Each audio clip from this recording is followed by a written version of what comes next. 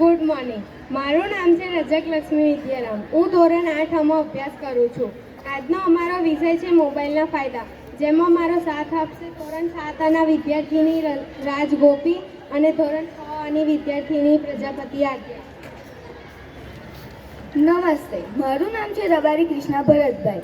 આજે વાદ વિવાદ સ્પર્ધામાં મારો ટોપિક છે મોબાઈલના ગેરફાયદા. મોબાઈલના જેટલા ફાયદા છે ને એના કરતાં 10 ગુણા ગેરફાયદા પણ છે. તે બતાવવા પહેલાં હું તમને મારી ટીમનો પરિચય આપી દઉં. આ છે રાવળ નીલમ અને આ છે રાવળ માનવ.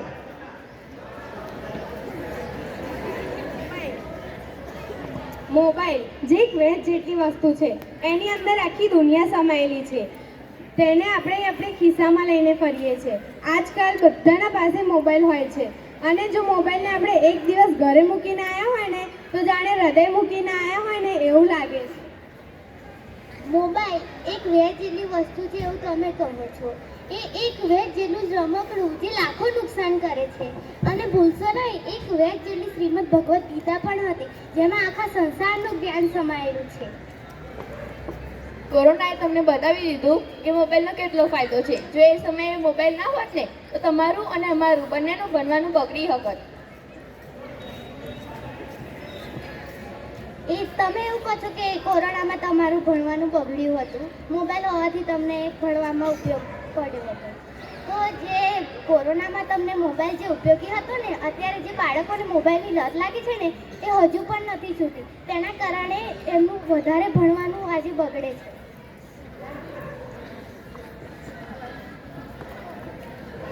લત લાગવાની જે વાત છે એમાં કંઈ ખોટી નથી, પણ એ બાળકોની ભૂલ કહેવાય, એમના માતા પિતાની ભૂલ કહેવાય કે તેમને મોબાઈલ વધારે યુઝ કરવા દે છે. તો ભૂલ તો તમારી ટીમમાં પણ નથી ને અમારી ટીમમાં પણ નથી. જોઈ શકો છો કે હદ બંને પાર કરી દીધી છે.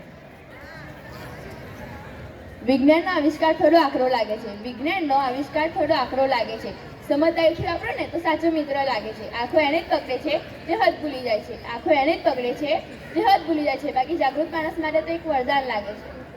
હા, તો તે જ તો પ્રોબ્લેમ છે કે મોબાઈલ હોવાને કારણે કોઈને હદ જ નથી રહેતી. કામ કરતાં વધારે મોબાઈલ જ વાપરે છે.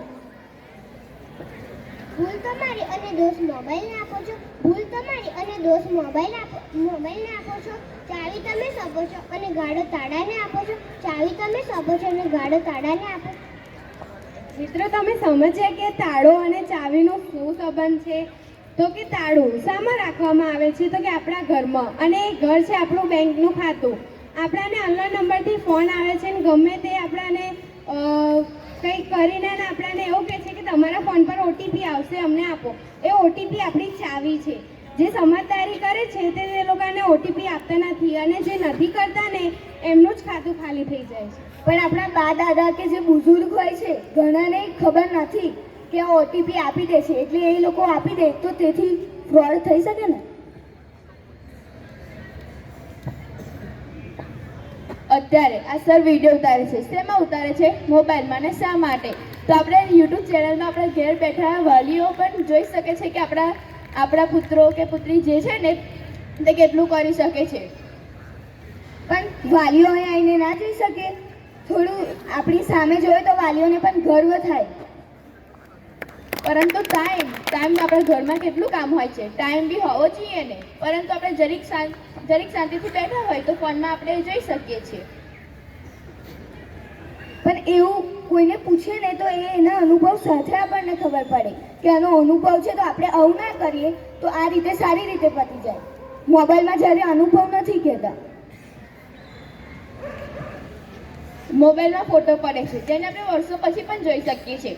પરંતુ જો મોબાઈલ ના હોય તો વર્ષો પછી આપણી યાદગીરી કેવી રીતે રાખી શકાય? દાદાબા જ્યારે આપણા જેટલા હતા ત્યારે તેમને પણ શોખ હશે, નાના હતા તો કેવું રમતા હતા. તો એમને અત્યારે કેમનું યાદ છે કે જે નાના હતા તો આવું કરતા હતા? તો મોબાઈલ હોવાથી એવું જરૂરી નથી કે ફોટો પાડીને યાદ રાખી શકાય છે. આપણે જાતે જ યાદ રાખીએ ને તો બહુ ખૂબ સારું.